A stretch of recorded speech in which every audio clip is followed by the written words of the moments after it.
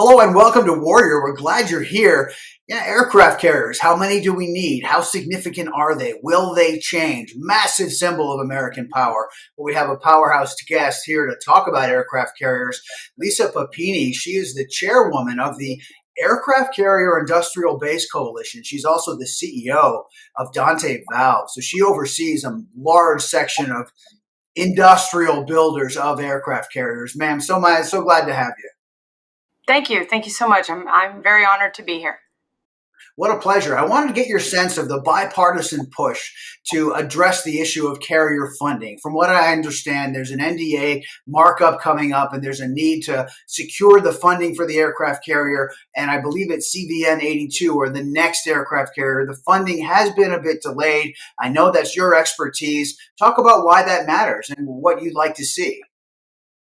So CVN 82 has been delayed in the president's budget that was just released. It's been delayed until fiscal year 30, with 3 years of advanced procurement funding in front of that. So that would start in fiscal year 27. The aircraft carrier supplier community was hoping for CVN 82 to start in fiscal year 28. So that's a 2-year stretch for us and pushed to 30.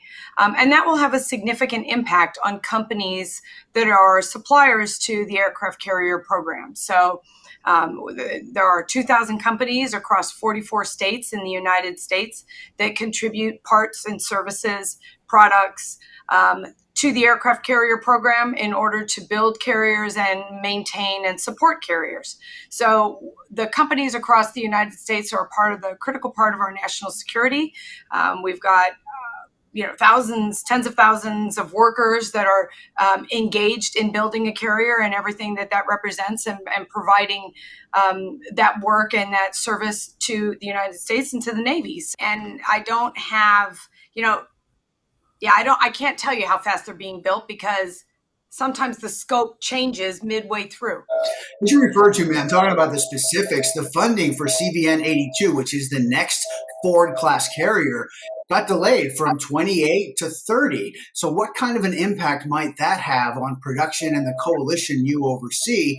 And then as part of that, what are you doing with members of Congress or the services to try and come up with a solution? So that's expected to have a negative impact on our suppliers across the country, aircraft carrier suppliers.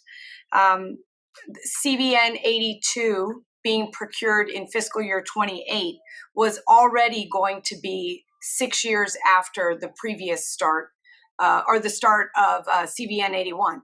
So that was already a stretch of time that was significant.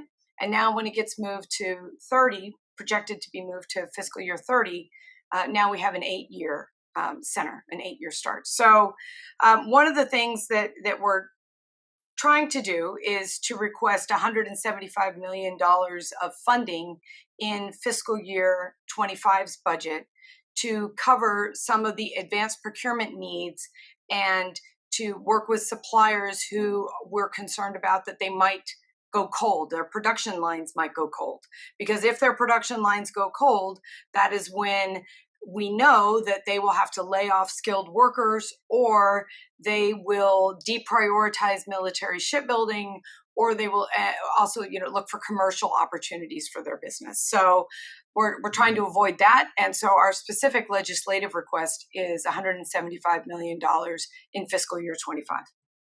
Roger that. Well, I'd love for viewers to get a sense of the scope of your initiatives. You mentioned, 2,000 companies. Tell me a little bit about the organization and what it aims to accomplish, as well as the scope and some of its tasks to address this. Sure. Carrier suppliers are spread out across 44 states. We are everything from large multinational, large corporations to mom and pop businesses. A grandpa who had an idea to build a product that then is handed down generation to generation, and now that business is a proud carrier supplier. The people that I know in this industry, and I know quite a few of them, are some of the most patriotic and proud people that I've met, and they're very concerned about national security.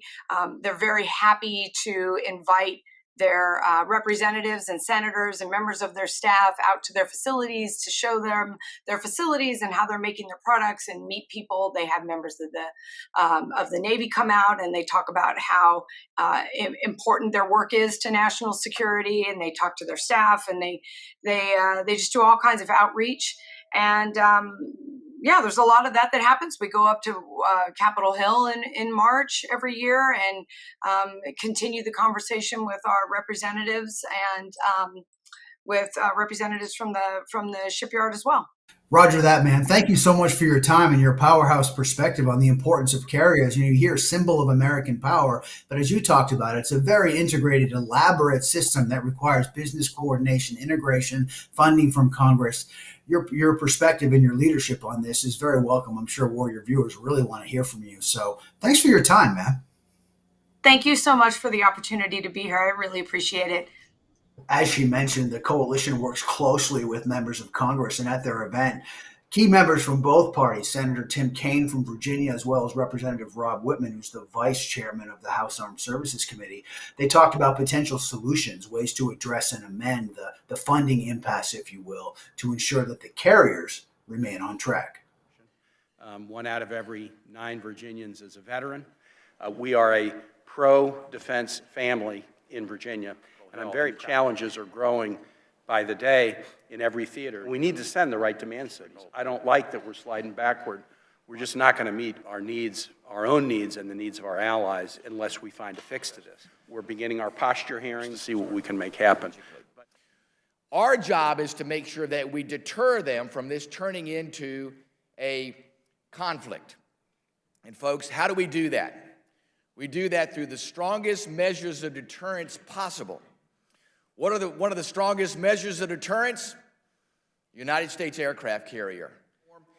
And we want to make sure that we continue this production pace, because we know when we build aircraft carriers at the right pace, we know we can build them in the most cost-effective manner possible. But as mentioned, you hear members of Congress and service leaders and weapons developers talk about the increasingly sophisticated layered defenses that carriers operate with, and a sense of quiet confidence that carriers can operate where they need to ensure power projection and security. Chris Osborne, Warrior Maven, glad you're here.